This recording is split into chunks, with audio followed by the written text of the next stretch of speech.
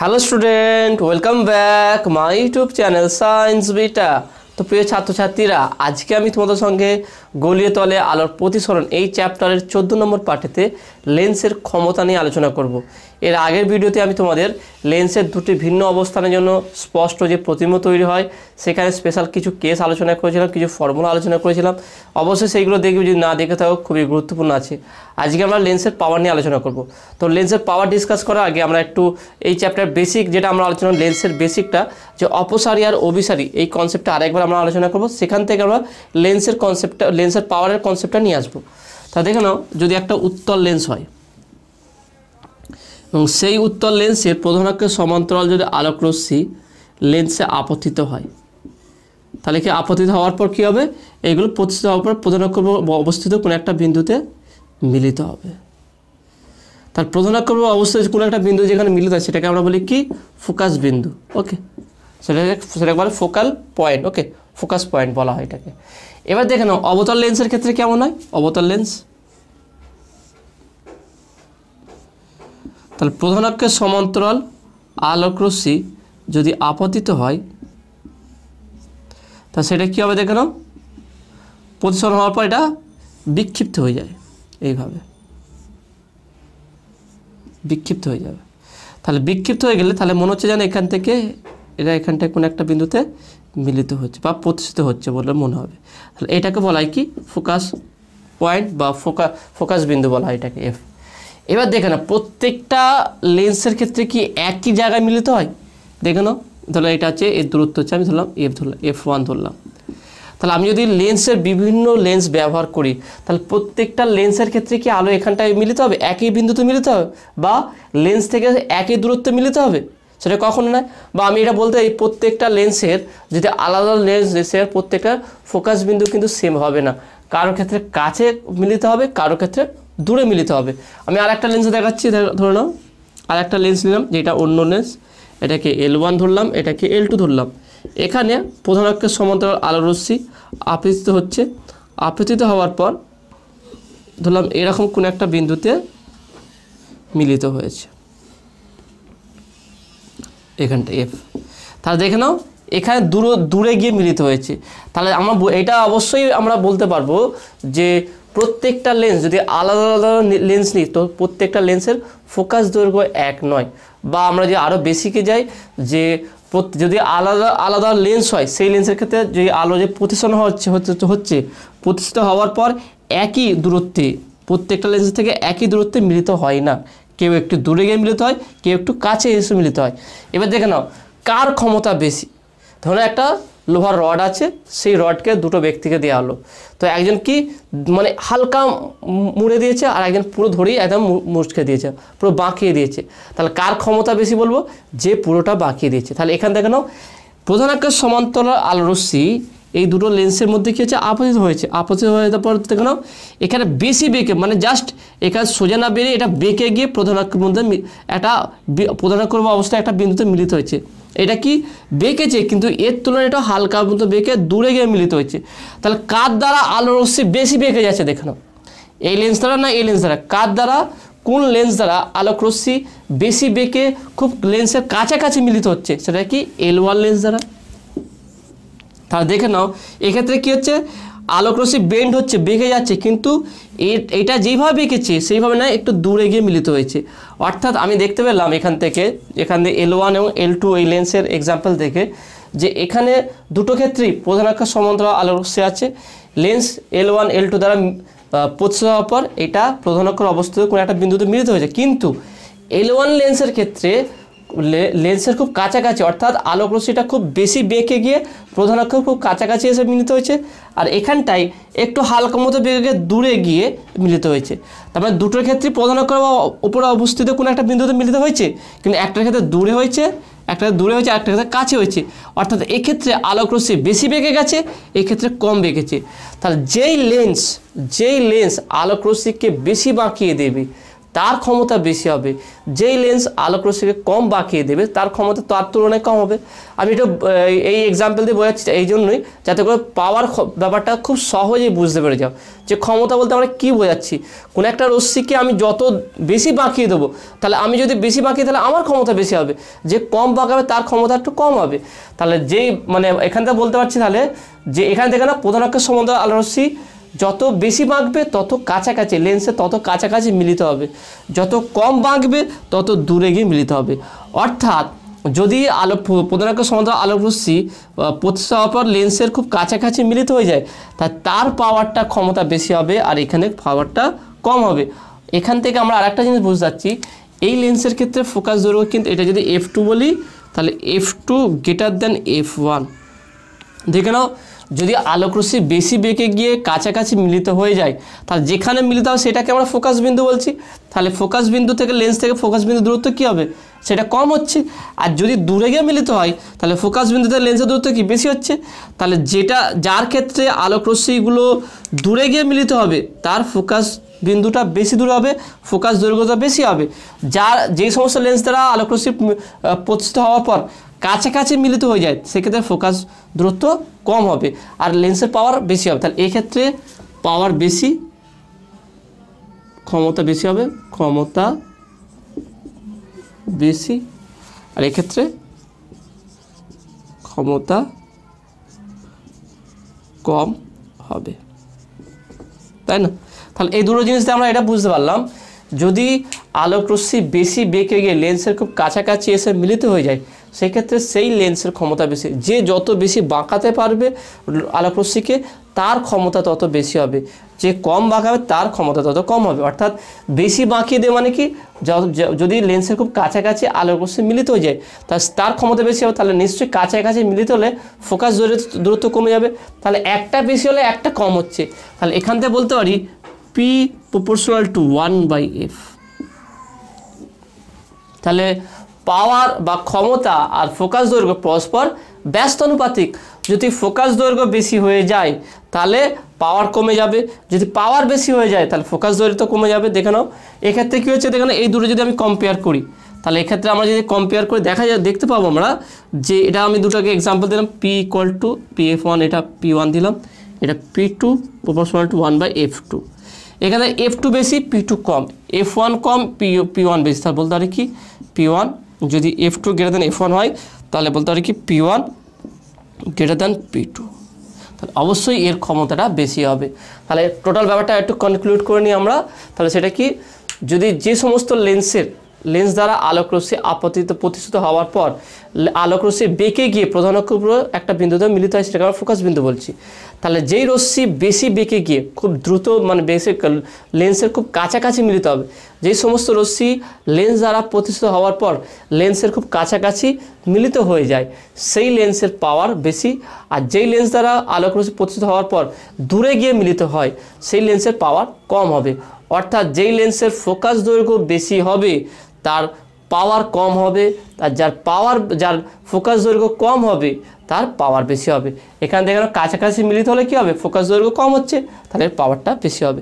ঠিক একই ক্ষেত্রে অবতল লেন্সের ক্ষেত্রেও যদি খুব দূরে গিয়ে আমার আলোক রশ্মি প্রতিষ্ঠিত হচ্ছে বলে মনে হয় তার পাওয়ারটা কম হবে।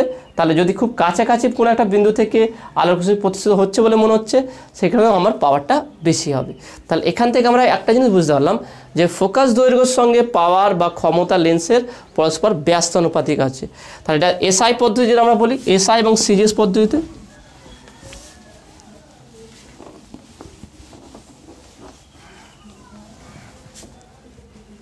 তাহলে বলতে পারি অতএব এসআই পদ্ধতিতে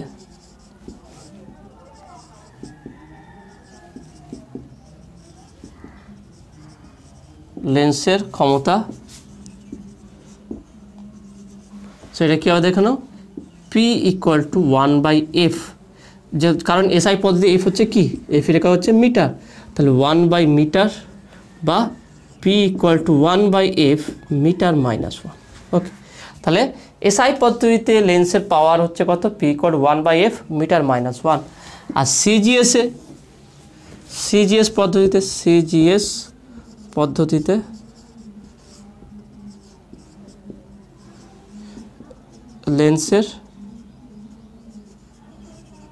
লেন্সের ক্ষমতা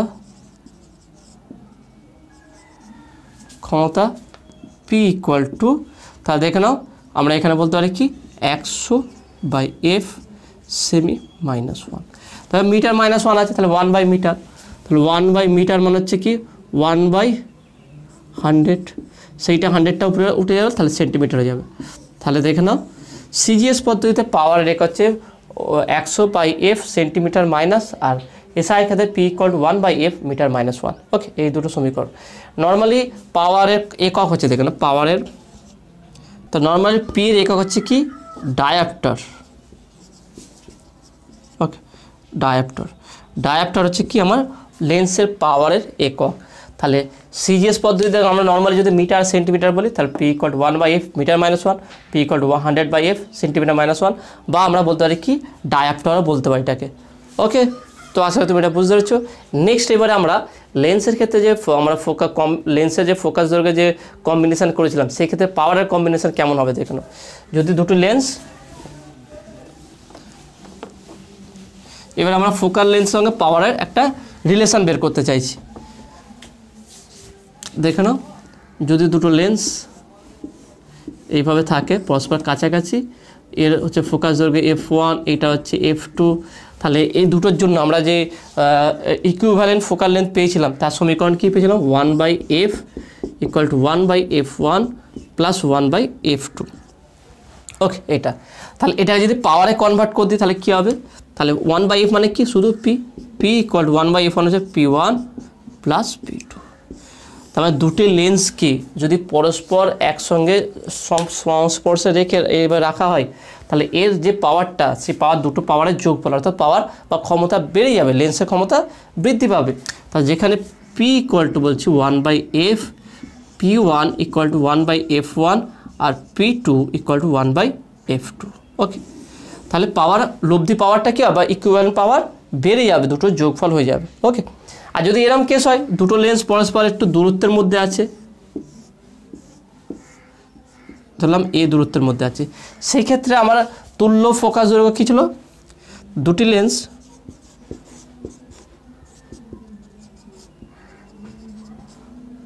পরস্পর থেকে এ দূরত্ব থাকলে,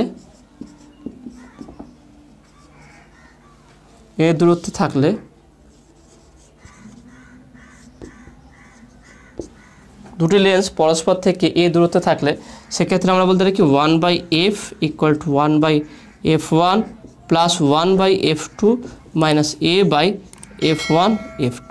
ওকে, a/f1 f2, সেক্ষেত্রে যদি মানটা বসিয়ে তাহলে কী হবে দেখে নাও, তাহলে বা পি পাওয়ার ইকুয়াল টু কী হবে p1 plus p2 minus a p1 p2। তাহলে এই পাওয়ারটা হচ্ছে কি, যদি দুটি লেন্স পরস্পর থেকে এ দূরত্বে থাকে তাহলে সেক্ষেত্রে আমার পাওয়ারটা করবো কি p1 plus p2 minus a p1 p2। Okay, just এই ফর্মুলাটাকে আমি পাওয়ারে শুধু কনভার্ট করে দিচ্ছি, আর কিছু না। ওকে, তো আশা করি তুমি এটা বুঝতে পারছো। নেক্সট দেখে নাও, আমরা লেন্সের একটা লেন্স মেকার ফর্মুলা বের করেছিলাম। ওকে, সেখানটা আমরা লেন্সের ফোকাস দৈর্ঘ্যের সঙ্গে তার বক্রতা ব্যাসের সঙ্গে একটা সম্পর্ক বের করেছিলাম, সেই সম্পর্কটা দেখে নাও। সেটা কী ছিল, f 1/f, okay 1/f equal to mu minus 1/r1 minus 1/r2। ওকে, এই সম্পর্কটা ছিল। তা সেখান থেকে না 1/f মানে হচ্ছে কি পি, তাহলে এখান থেকে আমি যদি পাওয়ারে কনভার্ট করি, অতএব ক্ষমতায় লেন্সের ক্ষমতা, তো এখানে আমরা বলতে পারি কি P equal two mu minus 1/r1 minus 1/r2। ওকে, এইটা তাহলে এখান থেকে আমরা যেটা লেন্সের ফোকাস দৈর্ঘ্যের সঙ্গে সম্পর্ক ছিল সেটা আমরা ক্ষমতার সঙ্গে সম্পর্ক করলাম। এবারে এখানেও স্পেশাল কিছু কেস আছে, আমরা লেন্সের ফোকাস দৈর্ঘ্যের ক্ষেত্রে আমরা দেখিয়েছিলাম যে উভয় অবতল, সেই লেন্সের ক্ষেত্রে আমার কি সম্পর্ক হবে, বক্রতা ব্যাসার্ধ এবং ফোকাস দৈর্ঘ্যের সঙ্গে। তাহলে এখানে আমরা পাওয়ার এবং লেন্সের ক্ষমতা এবং বক্রতা ব্যাসার্ধ সম্পর্ক নির্ণয় করব। তাহলে এখানে লিখি লেন্সের বক্রতা ব্যাসার্ধ ব্যাসার্ধ এবং ক্ষমতার মধ্যে সম্পর্ক। ওকে, সেটা কেমন হবে দেখে নাও, সেই সম্পর্কটা কেমন হবে। ঠিক আছে, তাহলে প্রথম কী দেখেন, প্রথমে আমরা এই ফর্মুলাটা লিখবে। তাহলে প্রথম হচ্ছে কি, তাহলে 1/f = μ-1 1/r1 - 1/r2। সেখান থেকে লেন্সের ক্ষমতা P = μ-1 1/r1 - 1/r2। এবার এখানে স্পেশাল কেস আমরা আলোচনা করব। প্রথম কেস 1, সমুত্তল। সমুত্তল, ওকে, অর্থাৎ দুদিকে উত্তল, এদিকে আর এদিকে সমুত্তল, প্লাস কি এদের বক্রতা ব্যাসার্ধ সেম। শুধু উভয় উত্তল নয়, সমতল মানে হচ্ছে দুটোর বক্রতা ব্যাসার্ধ সেম হবে, অর্থাৎ R1 আর R2 সেম, কিন্তু একটা পজিটিভ হলে এটা যদি পজিটিভ হয়, R1 পজিটিভ হলে আর এই দিকেরটা নেগেটিভ হবে, অর্থাৎ -R2, এবং R1 = R2। এইটা আমি এই থিওরি যখন আলোচনা করেছিলাম সেটা ডিটেলস আলোচনা করেছিলাম। তাহলে দেখে নাও এখানে তাহলে কী হবে, P = μ-1 1/r + 1/r, তাহলে বা P = μ-1 × 2/r। এখানে দেখে নাও আমি এখানে যে মাইনাসটা ছিল সেই মাইনাসটা প্লাস করেছি, কারণ R1 পজিটিভ হলে R2টা আমার কী হবে, নেগেটিভ হবে। ওকে, R2টা নেগেটিভ হবে, তাহলে এই নেগেটিভ আর নেগেটিভ কী হয়ে যায়, পরস্পর পজিটিভ হয়ে যাবে। আর R1 = R2 = R ধরে নিচ্ছি, কারণ সমতল দুদিকের বক্রতা ব্যাসার্ধ সেম। তাহলে এখান থেকে বুঝতে পারছি যে P যদি এই পুরোটাকে ধ্রুবক ধরে নিই K/R, তাহলে P = 1/R। তাহলে লেন্সের ক্ষমতা তার বক্রতা ব্যাসার্ধের সঙ্গে কী হবে, ব্যস্তানুপাতিক হবে। ওকে, এটা বক্রতা ব্যাসার্ধের সঙ্গে ব্যস্তানুপাতিক হবে। একইভাবে আমি যদি সম অবতল নিই, একই হবে কেস। দেখুন কেস 2, আমরা কেস 2টা আলোচনা করতে পারি। তো কেস 2 আমরা বলতে পারি কি, সেটা কি, সমাবতল।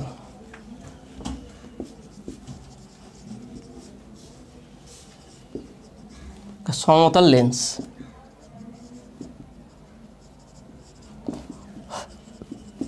তাহলে কী হবে দেখে নাও, তাহলে এখানে কী হবে, R1টা দেখে নাও, এক্ষেত্রে R1টা কী হবে, কি নেগেটিভ হবে, আর R2টা পজিটিভ হবে।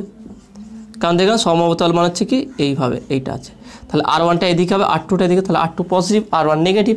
আর এখানে সমবতল মানে কি, R1 = R2 = R ধরে নিলাম। যদি ধরে নিই সেক্ষেত্রে আমার পাওয়ারটা কী হবে, এই ফর্মুলা আছে বা এই ফর্মুলাটা থেকে, তাহলে P = μ-1, ওকে, -1/r - 1/r। তাহলে বলতে পারি কি P = μ-1, তাহলে এখান থেকে যদি মাইনাস কমন নিই তাহলে এখানে মাইনাস চলে আসবে, - 2/r। তাহলে এখান থেকে আমরা বলতে পারছি P = 1/r। তাহলে অবতল লেন্স হোক বা উত্তল লেন্স হোক, দুটোর ক্ষেত্রেই অর্থাৎ লেন্সের বক্রতা ব্যাসার্ধ এবং পাওয়ার বা ক্ষমতা পরস্পর ব্যস্ত ভেদে আছে। অর্থাৎ যেই লেন্সের বক্রতা ব্যাসার্ধ বেশি তার ক্ষমতা কম, যেই লেন্সের বক্রতা ব্যাসার্ধ কম তার ক্ষমতাটা বেশি। ওকে, তো আসলে তুমি এটা বুঝতে পেরেছো। নেক্সট এবার আমরা আলোর তরঙ্গ দৈর্ঘ্যের সঙ্গে ফোকাস দৈর্ঘ্য এবং ক্ষমতার সম্পর্ক নির্ণয় করে দেখে নাও। খুবই সহজ আছে, দেখে নাও।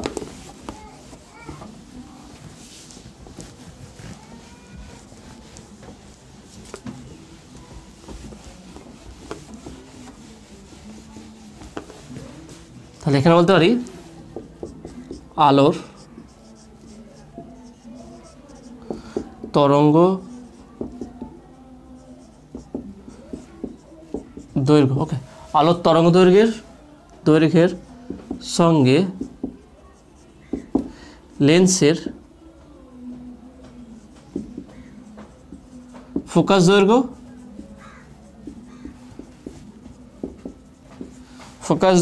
এবং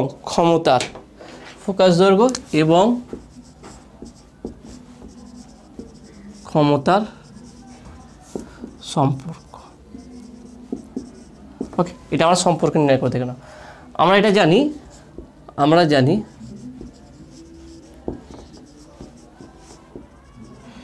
কচি রিমান একটা কন্ডিশন আছে আলোর ক্ষেত্রে, সেই সূত্র থেকে আমরা বলতে পারি μ = a + b/λ²।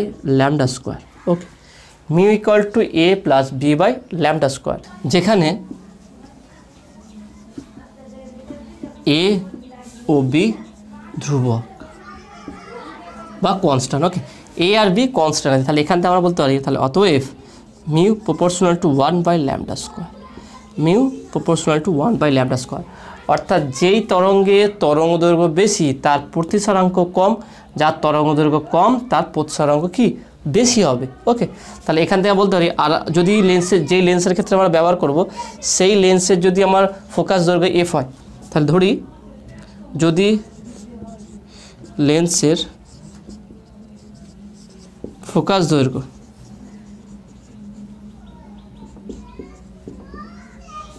এফ হয়, তাহলে বলতে পারি 1/f ইকুয়াল টু বা 1/f নর্মালি আমি দিচ্ছি 1/f equal to mu minus 1/r1 minus 1/r2। ওকে, এটা এবার দেখে নাও, আমি যদি 1/r1 1/r2 লেন্সের যে বক্রতা ব্যাসার্ধ আছে সেটা যদি আমরা ধ্রুবক ধরে নিই, তাহলে এখানে মিউ এর মান যদি আমি বসিয়ে দিই তাহলে কি পাবো দেখে নাও। তাহলে এখান থেকে আমি এখানে নিয়ে যাচ্ছি, তাহলে পেলাম কি 1/f equal to mu minus 1/r1 minus 1/r2। দেখে নাও, আমার R1 R2 যদি ধ্রুবক হয় তাহলে এফ এর সঙ্গে মিউ কি আছে, ব্যস্ত ভেদে আছে, তাই না? তাহলে এখান থেকে বলতে পারি 1/f প্রপোর্শনাল টু মিউ, আর মিউটা দেখো না কার সঙ্গে আছে, ল্যামডার সঙ্গে ব্যস্ত ভেদে আছে, তাহলে এখান থেকে বলতে পারি তাহলে বা F proportional to lambda square. তাহলে এখানে বলতে পারি কি F proportional to lambda square. তরঙ্গ দৈর্ঘ্য এবং ফোকাস দৈর্ঘ্য পরস্পর কী আছে, ব্যস্ত, অবশ্যই তরঙ্গ দৈর্ঘ্য স্কোয়ারটা ফোকাস দৈর্ঘ্য লেন্সের সঙ্গে কী আছে, ব্যস্ত ভেদে আছে, অর্থাৎ যেই আলোর তরঙ্গ দৈর্ঘ্য খুব বেশি হবে তার ফোকাস দৈর্ঘ্যও অনেক বেশি হবে। যেমন লাল আলোর তরঙ্গ দৈর্ঘ্য খুব বেশি, তাই তার ফোকাস দৈর্ঘ্যও বেশি। এবং দেখে নাও, লাল আলোর তরঙ্গ দৈর্ঘ্য খুব বেশি হলে প্রতিসরাঙ্ক কী হবে, কম হবে। তাহলে লাল আলোর ক্ষেত্রে প্রতিসরাঙ্ক কম হবে, ফোকাস দৈর্ঘ্য বেশি হবে। খুব সহজ হিসাব, এই দুটোকে মেলা ভালো করে। লাল আলোর তরঙ্গ দৈর্ঘ্য সবচেয়ে বেশি, তা লাল আলোর তরঙ্গ দৈর্ঘ্য যদি সবচেয়ে বেশি হয়ে যায় তার প্রতিসরাঙ্ক কত হবে, কম হবে। তা লাল আলোর ক্ষেত্রে যে মাধ্যম দেওয়া হবে সেই মাধ্যমের প্রতিসরাঙ্ক কী হবে, কমে যাবে অন্যান্য আলোর তুলনায়। ঠিক একইভাবে লাল আলোর তরঙ্গ দৈর্ঘ্য বেশি হলে ফোকাস দৈর্ঘ্য বেশি হবে, তা লাল আলোর ক্ষেত্রে ফোকাস দৈর্ঘ্য কী হবে, বেশি হয়ে যাবে। ওকে, তাহলে এর অপোজিটটা বলতে হয় যার কম, সেক্ষেত্রে বেশি মানে আমার প্রতিসরাঙ্ক বেশি হবে, ফোকাস দৈর্ঘ্যটাও কমে যাবে। তাহলে এটা হচ্ছে নেক্সট। পাওয়ারটা কী হবে, ক্ষমতাটা আমরা জানি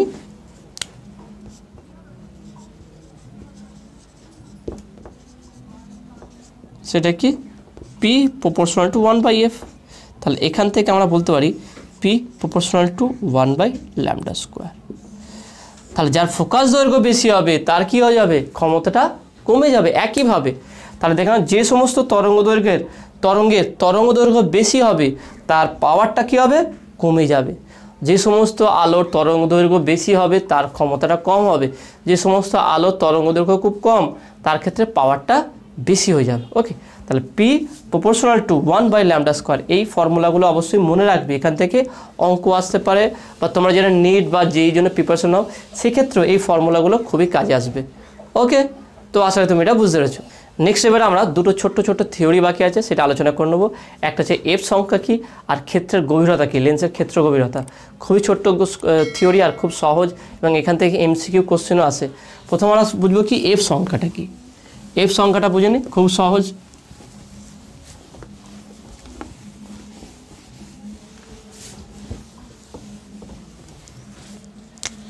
এফ সংখ্যা, ওকে, এফ সংখ্যা। তাহলে এখানে আছে আমার একটা লেন্স আছে যার ফোকাস দৈর্ঘ্য ধরলাম আমি এফ। ওকে, এটা হচ্ছে আমার ফোকাস দৈর্ঘ্য লেন্সের, আর এটা হচ্ছে তার উন্মেষ বা এর ডায়ামিটার। এই ডায়ামিটারটা আমি ডি ধরলাম। সাধারণত লেন্সের ফোকাস দৈর্ঘ্য এই লেন্সের যে উন্মেষ আছে বা ডায়ামিটার বা ব্যাস আছে তার গুণিতক রূপে লেখা হয়, অর্থাৎ ডি এর সঙ্গে কিছু গুণ করলে তবে তার ফোকাস দৈর্ঘ্য হয়। এখান থেকে আমরা বলতে পারি যে আমি এখানে সংজ্ঞা হিসাবে বলতে পারি কি লেন্সের ফোকাস দৈর্ঘ্য হচ্ছে কি, লেন্সের ফোকাস দৈর্ঘ্য তার উন্মেষের গুণিতক রূপে লেখা হয়। তাহলে এই যে গুণিতকটাকে বলা হয়েছে এফ সংখ্যা, অর্থাৎ আমরা এখান থেকে বলতে পারি যে এফ সংখ্যা equal to F by D. এফটা হচ্ছে কি ফোকাস দৈর্ঘ্য, এফটা হচ্ছে কি ফোকাস দৈর্ঘ্য, আর হচ্ছে কি লেন্সের লেন্সের ব্যাস, এই লেন্সের ব্যাস কত, তাহলে লেন্সের ব্যাস আকারে নর্মালি এটা দেখে নাও F equal to N into D, F equal to N into D, অর্থাৎ লেন্সের যে ব্যাসটা হবে, এই লেন্সের উন্মেষ বা এই ব্যাস, এর যে ব্যাসটা হবে সেই ব্যাসের সামান্য মানে কিছু গুণ করার পর সেইটাকে আমরা ফোকাস দৈর্ঘ্য বলি। অর্থাৎ যে লেন্সের আমরা ফোকাস দৈর্ঘ্য যে ক্যালকুলেট করি এটা তার ডায়ামিটার উপরে ডিপেন্ড করে, তার ডায়ামিটারের গুণিতক হিসাবে আমরা লিখি। তাহলে এখানে যে এনটা যদি বের করি, এই এনটাকে বলা হচ্ছে কি আমার এফ সংখ্যা। তাহলে এন ইকুয়াল টু কী হচ্ছে এফ বাই ডি, তাহলে এই এনটাকে কী বলছি আমরা এফ সংখ্যা। তাহলে কোনো লেন্সের এফ সংখ্যা বলতে বোঝাচ্ছে যে তার ফোকাস, তার ডায়ামিটারের কত গুণ, ফোকাস দৈর্ঘ্যটা, তার ফোকাস দৈর্ঘ্যটা ডায়ামিটারের কত গুণ, সেইটা হচ্ছে তার এফ সংখ্যা। যদি আমার বলা হয় যে এফ সংখ্যা কারোর এফ সংখ্যা 15, কারোর এফ সংখ্যা 15, তার মানে হচ্ছে কি এফ 15, নর্মালি লেখা হয় এফ 15 মানে সংখ্যাটা হচ্ছে 15। তাহলে বলতে পারি এখানে বলে দিই তার মানে এন ইকুয়াল টু 15, তাহলে এন ইকুয়াল যদি 15 বলে দেয় 15 equal to F by D, তাহলে বা বলতে পারি D equal to 1/15 into F. তার মানে কোনো লেন্সের এফ সংখ্যা ভালো করে কম্পেয়ার করো না, এটার সঙ্গে এটা মেলাও, তার সঙ্গে এটা মেলাও, তারপরে এটা আসো, প্রত্যেকটা স্টেপ আছে। ওকে, তাহলে কোনো লেন্সের এফ সংখ্যা হচ্ছে কি 15, মানে এফ 15 বলে দিলে তাহলে লেন্সের ডায়ামিটার কত হবে, তাহলে লেন্সের ডায়ামিটার তাহলে এন ইকুয়াল টু 15, এখানে 15 দিয়েছে মানে কি এন ইকুয়াল টু 15, তাহলে এন ইকুয়াল টু কি আবার এন ইকুয়াল টু ফর্মুলা আছে আমার কি এফ বাই টি, তাহলে 15 equal to F by D, তাহলে ডি ইকুয়াল টু কি 1/15 ইন্টু এফ। তাহলে এফ 15 কোনো লেন্সের এফ সংখ্যা 15 মানে বোঝাচ্ছে যে লেন্সের ফোকাস দৈর্ঘ্যের, লেন্সের ডায়ামিটারটা বা লেন্সের ব্যাস তার ফোকাস দৈর্ঘ্যের 1/15 গুণ। কোনো লেন্সের এফ সংখ্যা 15 বলতে বোঝাচ্ছে যে ওই লেন্সের ডায়ামিটার বা ব্যাস, ওই লেন্সের ব্যাস লেন্সটির ফোকাস দৈর্ঘ্যের 1/15 গুণ। ওকে, তাহলে এইটাই হচ্ছে কি এফ সংখ্যা। সহজ হিসাবে তোমরা বলতে পারি কি লেন্সের ফোকাস দৈর্ঘ্যের সঙ্গে ডায়ামিটারকে ভাগ করলে যেটা পাবো সেটাই হচ্ছে আমার কি এফ সংখ্যা। ওকে, তার মানে এটাকে তুমি বলতে পারো। ওকে, তো আসলে তুমি এটা বুঝতে পেরেছো। নেক্সট হচ্ছে কি ক্ষেত্রের গভীরতা। কি ক্ষেত্রের গভীরতা,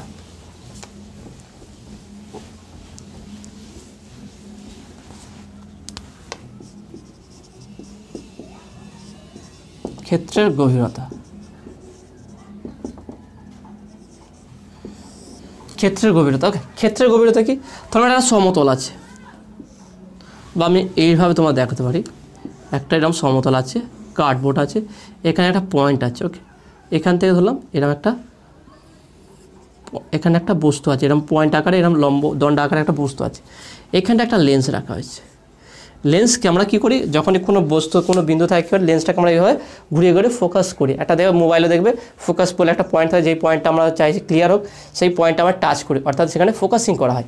তাহলে যদি কোনো লেন্সের উপর কোনো সমতলের উপরে কোনো একটা বস্তু থাকে, তাহলে সেই বস্তুকে যদি আমি তার উপরিতল, এটা হচ্ছে উপরের ফেস, এটা হচ্ছে পিছনের দিকে ফেস, তাহলে তার উপরিতলে যদি আমি ফোকাসিং করি, তাহলে ফোকাসিং করার পর এখান থেকে শেষ পর্যন্ত এই প্রতিবিম্বকে স্পষ্ট আমরা প্রতিবিম্ব দেখতে পাই। এখান থেকে এতটুকু প্রতিবিম্বটাকে আমরা দেখতে পাই, যার উপর তেলে যেখানটায় আমরা ফোকাস করেছি সেখান থেকে তার পিছন দিকে যত বস্তুগুলো আছে তার প্রত্যেকটারই আমরা স্পষ্ট একটা প্রতিবিম্ব পাবো। তা সেই যতদূর পর্যন্ত আমরা স্পষ্ট প্রতিবিম্ব পাচ্ছি তাকে বলা হয় কি ক্ষেত্র গভীরতা, তাকে বলা হয় কি ক্ষেত্রের গভীরতা। মানে ব্যাপারটা আরেকটু সহজ করে বুঝে না, কোনো একটা সমতলের উপরে কোনো রাস্তার ধারে বা কোনো একটা জায়গায় কোনো একটা গোল 3D এরকম টাইপের কিছু বস্তু আছে, তার তুমি উপরিতলে ফোকাস করছো, তাহলে উপরিতলে ফোকাস করলে আলটিমেট সেই টোটালটা ফোকাস হয়ে যায়। ধর কেউ দাঁড়িয়ে আছে, তার সামনের দিকে তার ফেসটা তার ফোকাস করছো, তার মানে কি তার ব্যাকগ্রাউন্ড টোটালটাই ফোকাস হয়ে যাচ্ছে। তাহলে সেখান থেকে তার ব্যাকের পিছনের দিকে বা সাইড পর্যন্ত যতদূর পর্যন্ত আমরা স্পষ্ট আমরা বস্তুটাকে দেখতে পাবো, প্রতিবিম্বটাকে দেখতে পাবো, সেইটাই তার হচ্ছে ক্ষেত্রীয় গভীরতা। ওকে, তো আশা করি তুমি এটা বুঝতে পেরেছো। তা দেখে নাও আজকের টোটাল গলীয় তলে আলোর প্রতিসরণ এই চ্যাপ্টার টোটাল থিওরি আমি আজকে ডিসকাস করে দিলাম।